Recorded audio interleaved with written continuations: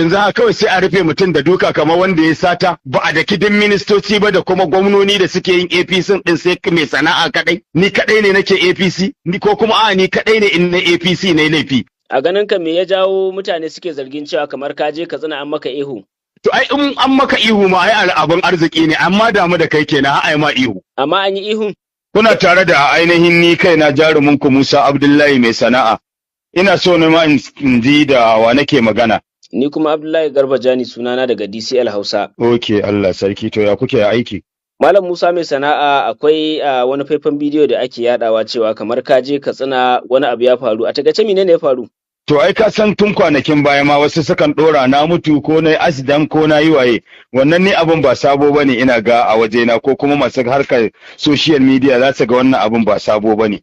Ni dai na je Katsina na yi uzuri na kuma lafiya lau na gama na fito lafiya.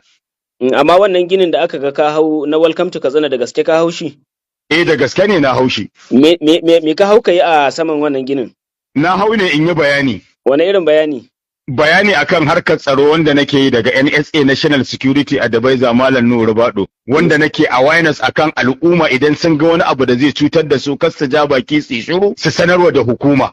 Amma misali kila tunda batun tsaro ake ka zo ka hau wannan dogon ginin, waɗanda kake idan su sun saurari sakonka? Sun saurara mana, tunda dai ai wannan suna suka gani wani abu daban. Bayan na sauko daga aiki na da nake yi ne zan shiga mota in tafi. Hukuma dama wannan suna wannan guri suna yin aikinsa na harkar tsaro da suke yi a kodiyaushe a wannan kofa ta mashigan Nijar, shigar kai Katsina. In ka je zaka gansu kodiyaushe ba dare ba rana. Bayan na sauko na gama bayanai na ne su kuma kafin ka sauko Malam Musa mai sana'a, tsawon mintuna nawa ka kwashe a saman? Har sai da na gama abin da ran yi. Misali kila ya kai minti 30 ko 40. Kwarai ko zai kai. Sai lokacin da ka zo za ka sauko sai menene ya faru? Lokacin da zan sauko bayan na gama abina, ai ka san dama gidana ba a nan yake ba, dole zan sauko in tafi gida in kwana. To na zo kuma zan shiga mota kuma a nan kuma mun zo zan shiga cikin mota ta, muna gaggaisawa da hukuma, su suka raka ni har bakin mota ma na shiga mota na tafi. Wanda ko ba ni ba kowane ne ma idan suka ga dama an suka ga da wani abu ko harkar jama'a an taru a waje, hukuma tana wannan aikin don ta tabbatar da an zauna lafiya. Amma misali mutane sun taru a wurin da kake bada wannan sakon? Sun taru mana, in Allah ya sa ma abin an sake shi zaka gani ai. Lokacin da ka sauko su mutanen da suka taru mi suke cewa? Kamar ya me suke cewa? Misali kila ai har abada dama duk inda zaka je in dai harkar siyasa kake yi, wasu za su ce suna yi, wasu kuma su ce ba sa yi. Wannan ba sabon abu bane a wajen dan siyasa ai. Amma su kuma ni abin da na je magana ba magana siyasa na je ba, magana tsaro na je. Da ka sauko su suka fi yawa cikin masu waɗanda suka tattaru din. Wanda suka tattaru, wanda suke yaba min ne suka fi yawa. Ai kafin nan ma akwai inda na tsaya ne abubuwa na.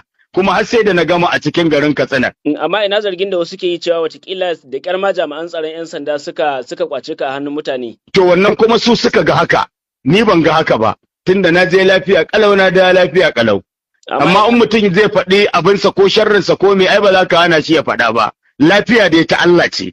Amma ina wani hoto da ake yadawa ga kanan kila mutane na kokarin kai maka duka amma jami'an 'yan sanda na hanawa. To yanzu haka kawai sai a rufe mutum da duka kamar wanda ya sata, ba a daki din ministoci ba da kuma gwamnoni da suke yin APC din sai mai sana'a kadai. Ni kadai ne nake APC, ni ko kuma ni kadai ne in na APC ne laifi. A ganin ka me ya jawo mutane suke zargin cewa kamar ka je Katsina an maka ihu?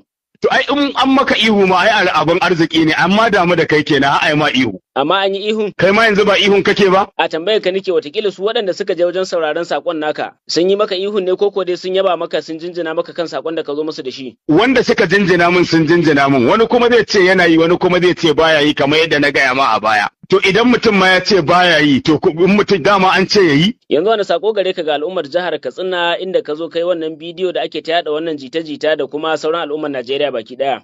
Kafin ma na fito daga cikin Katsina, ai APC ta yi taronta. Kafin na fito akwai taro da aka yi, kuma kullum ana taro na APC, kuma lafiya kalau ake yi a gama lafiya. Ni ma na shiga Katsina lafiya ta kalau, na gama abin da zan yi, na dawo gidana cikin koshin lafiya. Kuma ina kowa da kowa fatan alkhairi.